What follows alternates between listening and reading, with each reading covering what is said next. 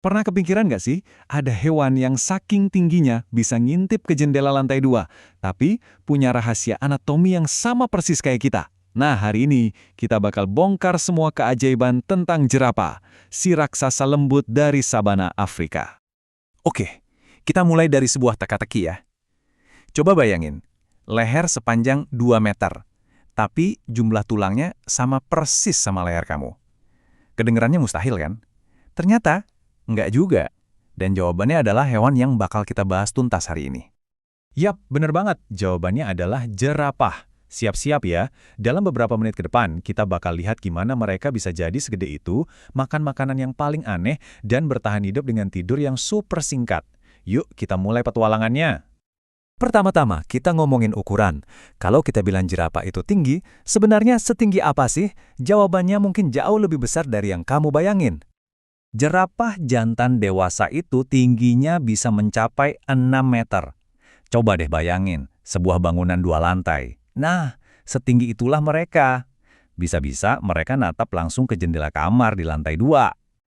Dan tingginya itu diimbangi sama bobot yang nggak main-main, beratnya bisa sampai 1000 kilogram alias 1 ton. Ini benar-benar bukan hewan yang enteng ya. Biar lebih kebayang nih ya, jerapah itu lebih tinggi dari sebuah van sekolah. Terus soal berat, coba bayangin ada 10 sepeda motor digabungin jadi satu. Nah, seberat itulah kira-kira. Gede banget kan? Dan ini dia jawaban dari teka-teki kita di awal tadi. Leher yang panjangnya sampai 2 meter itu ternyata cuma ditopang sama 7 tulang leher. Jumlahnya sama persis kayak manusia. Bedanya apa? Setiap tulang leher mereka itu panjangnya bisa selengan orang dewasa. Gila, ini sih rekayasa alam yang luar biasa. Oke, selain ukuran yang super jumbo, ada banyak hal lain yang bikin jerapah itu spesial banget. Kamu mungkin mikir semua jerapah kelihatannya sama aja kan? Eits, jangan salah. Alam ngasih mereka identitas yang unik. Coba deh perhatiin pola totol-totol di badan mereka. Ternyata, gak ada 2 jerapah yang polanya sama persis loh. Ini tuh kayak sidik jari kita, jadi semacam tanda pengenal yang ngebedain satu jerapah dengan jerapah lainnya. Pernah merhatiin tonjolan di kepala jerapah? Itu bukan tanduk biasa. Namanya ossicons. Uniknya, pas lahir, ossicons ini masih lembek, terbuat dari tulang rawan. Nanti seiring mereka dewasa, baru deh mengeras dan nyatu sama tengkorak. Nah, buat jerapah jantan, ini dipakai buat aduk kepala pas rebutan betina. Kaki jerapah itu juga mahakarya lainnya. Kaki depannya emang lebih panjang, makanya postur mereka khas banget. Tapi jangan salah, kaki ini bukan cuma buat jalan. Satu tendangan dari jerapah itu cukup kuat buat bikin singa KO loh. Jadi ini senjata pertahanan diri yang ampuh banget. Sekarang, gimana caranya makhluk setinggi ini ngisi perutnya? Yuk kita intip menu makan siang mereka di sabana dan tantangan unik yang harus mereka hadapi setiap hari. Jerapah itu herbivora, tapi mereka bukan pemakan rumput biasa. Makanan favorit mereka itu daun dari pohon akasia. Iya, pohon yang penuh sama duri-duri tajam yang kayaknya bakal dihindari sama semua hewan lain. Ini langsung bikin kita nanya-nanya kan, gimana caranya mereka makan salad berduri ini tanpa bikin mulutnya luka-luka?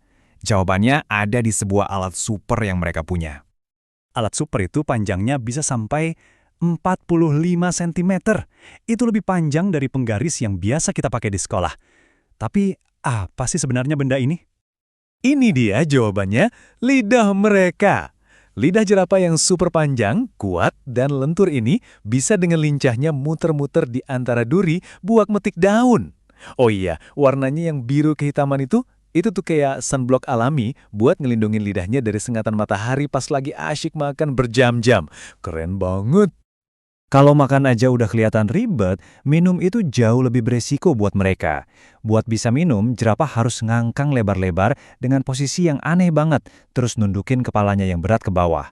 Nah, di posisi kayak gini nih, mereka jadi rentan banget dan jadi sasaran empuk buat predator yang lagi ngintai. Oke, sekarang kita kepoin kehidupan sehari-hari jerapah. Ternyata jadwal mereka itu penuh sama hal-hal yang ekstrim, dari kebiasaan tidur yang aneh sampai kecepatan lari yang luar biasa.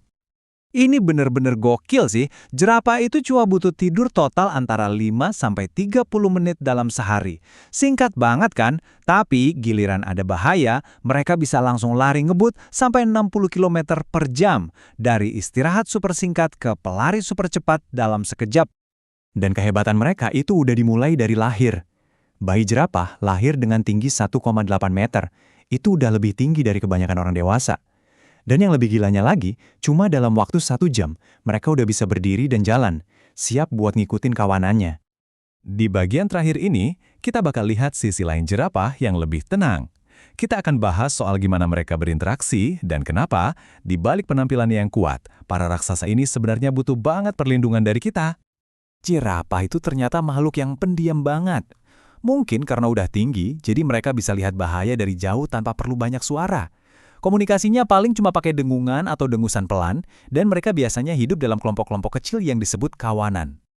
Walaupun kelihatan perkasa, kenyataannya populasi jerapah itu menghadapi ancaman serius, mulai dari perburuan liar sampai habitatnya yang makin sempit.